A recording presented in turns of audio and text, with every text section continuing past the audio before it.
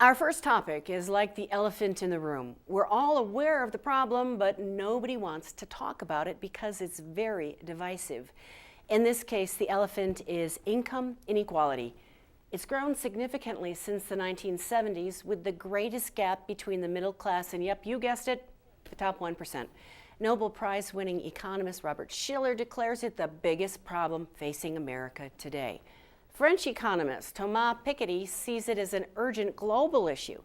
University of Wyoming economist Robert Godby is an expert in international finance and has a new book out on the European financial crisis. He's also an analyst for the Wyoming State Legislature. He joined us earlier to help explain. I've heard this presentation you've given at Saturday University, and the part of it where you show that the United States is not a meritocracy anymore hit me. I had a little cognitive dissonance because I grew up with the whole idea that if you work really hard, you can be comfortable and you can succeed. So what's the deal? What's the deal? Yeah. We're not that country anymore. I mean, assuming that we were, and I guess we were, but that's the American dream, right? Anybody can be the president or whatever they want to be. But if you look at the data, it seems that there are a lot of countries that do a lot better at that than we are. So what we call this is, as an economist, intergenerational elasticity. In other words, how likely is it that if you're in a particular income group, say the upper class, that you stay there? And in the United States, in a meritocracy, it shouldn't matter what class you're in. It should matter who you are and what you're able to do. In the United States, it actually is the case that out of most of the developed countries, we're way out on the line. We actually, the best predictor of where you're going to end up is where you start. So it's class. So despite the fact that we're supposed to be a classless society, it seems like our classes are determined by what class you start in. That sounds like you're talking about wealth inequality, handed down, which is wealth. So what's the difference between income inequality and wealth inequality? Right. So income inequality is the difference between, say, what you make and what I make and what everybody's income is. That is how much they're paid each year and how that differs across society. And then so if we think of the country as creating a single income and then we split it up equally, then there would be no income inequality. But what we find is that there's a small group of people that actually have the majority of the total income earned, and that's a small group at the top, the 1%, for example. That's income inequality. Wealth inequality is just not looking at the amount that the economy earns in a year, but what the total stock of assets is. So if we want to talk about this, income is a flow. And so think of a bathtub. The water flowing into a bathtub, the amount of water that flows, say, in an hour or a minute, that's like income. It's the flow of money that you get each year. Wealth is a stock. It's how much that you don't spend, you save. That becomes your savings. So they're related. The higher your income, the more likely you accumulate more wealth and savings. The less you earn, the more you have to spend it all and the less wealth you have. But classes are typically defined by wealth. So we imagine the aristocracy with their huge houses, and typically it was landed, right, gentry. And by landed, we didn't mean that they came in on the airplane. It was that they had a lot of real estate. That they could rent. Right. Yeah. And so that was the structure of society, that we had people who owned the land and people who worked the land for the landowners. And we called them the capitalists, the owners, and the labor were the people that worked for them. So this was the structure of society right through until the 18th century. And then the Industrial Revolution takes place, and we have a whole new set of capitalists that come online. These are the people who don't own land for production. They own machines and factories for production.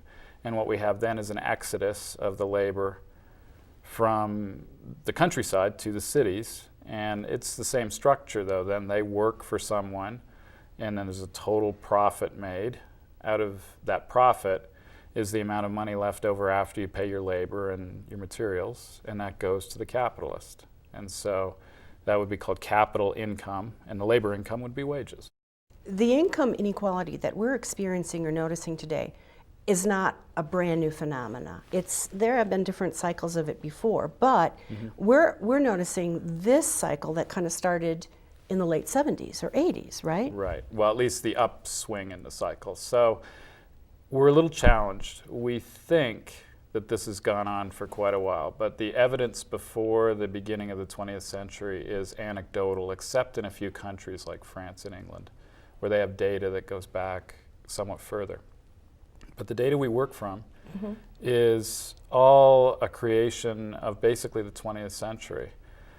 We use tax data in the United States. 1913 is the beginning of taxes, so that's how we typically measure wealth. Or we measure wealth by a survey. How much do you have? Now, the problem with surveys is you're really going to tell me how much you have, particularly if it could be taxed. Right. So it's a bit iffy that way. Measuring wealth is really hard, but we've had income accounts since before World War II because this is how we manage the economy. You need to know how the economy is doing to decide whether you need to do, say, more stimulus, less stimulus, assuming you believe that you should do something. But management of the economy requires data, and that started basically just before World War II. That makes me think of the book that's made a huge splash, Capitalism in the 21st Century by Piketty. And it's a phenomenal success. But why is that? I have no idea. It's 700 pages of economics. Normally that doesn't make a bestseller, right? It's not Tom Clancy. But it is a really, really great study. What he's done is he's actually tried to fill in the holes. He's actually gone back and created the data sets that didn't exist before to try to analyze this process of these cycles that you just described about periods of time when there was a real landed class of large wealth owners who were a small proportion of the population, which some people would consider unfair, and also a small group of people who earned a majority of, say, the income. And again, we could measure a little bit of that. We've been able to do the income side since the 40s, but the wealth has been really problematic. I mean, if you think about what wealth is, right, it's things like your home, right? How much of your house that you own, actually, your equity, that's wealth. If you own stocks and bonds, those would be wealth. If you have a car and you could sell it, so it's worth something, that's wealth. But if you owned a factory, that would be wealth. But if you think about how if you're a normal household, how much of this gets measured? The only thing that really gets measured is your income, right? And that's what you get taxed on. You get taxed by property taxes, so that's a wealth tax. But outside of the income that comes off of, say, maybe savings accounts or assets like that, the rest of it really just goes right on by. Nobody really measures it. And particularly when you get to the top, and it's hard to find because there's so many types of wealth that could be out there that somebody could own, you begin to miss it. And so there's a really problematic series. In fact, we don't have any data on wealth, really good data, and particularly at the top. So if you want to talk about the very top brackets of wealth, Piketty goes out of his way to say, these are all probably underestimates. Any over-exaggeration that might lead one to think that things in the United States are the way, or reaching the point, or even worse than they were before the French Revolution? We can't say anything before the French Revolution because we weren't keeping very good data back then. Yeah. We can say since about the turn of the 20th century, and we can say that wealth has become very concentrated, which would be the end of what we called the Gilded Age, just before the reforms that, say, Teddy Roosevelt brought in that began to equalize things. And then we had some wars which really knocked down a lot of people's wealth, particularly in Europe. So is it worse? It's about the same. In the United States, it's about as high as it's ever been for both income inequality. The very top groups make the largest share of total income that they probably ever have. The top 15,000 families in the country earn 6%. This is like 1/1,000th. Well, 1/100th of 1%, or so you take 1%, that's 1% out of 100. Then you take 1/10 of 1%, that's 1 out of 1,000. 1/10 of that is 1 out of 10,000. So one person out of 10,000. That one wealthy person has an income that's the equivalent. if we look at their share, 6% of the total income in the country. I mean, that's incredibly, I mean, these are the CEOs that earn, 600 times the normal wage of a worker. There's not many of them, but they earn so much that, you have to question, is that right? Are they worth it? What did they do? And then it comes down to fairness. And when does it create instability to the point that governments can't plan, entrepreneurs cannot take risks, et cetera, et cetera? So, short of having some type of progressive global tax on wealth, which is what Piketty would do, but obviously that's not going to happen overnight because we can't even get together on things like the environment. So what do you see as kind of a sensible first several steps? So in order to decide whether you should do something, you have to decide whether it's good or bad, right? So first we have to ask ourselves, what's good about income inequality, what's bad about income inequality, or wealth inequality. So for example, income and wealth, they're closely related. You can't create wealth without high income, at least to start. So, what's good about it? Creates incentives, makes people work harder. Those sorts of things that it allows risk taking, right? That's the reward for taking the risk. And it creates the money that is used to invest in new things. What's the bad thing about income inequality? It undermines the political system potentially. We could say it's potentially unfair.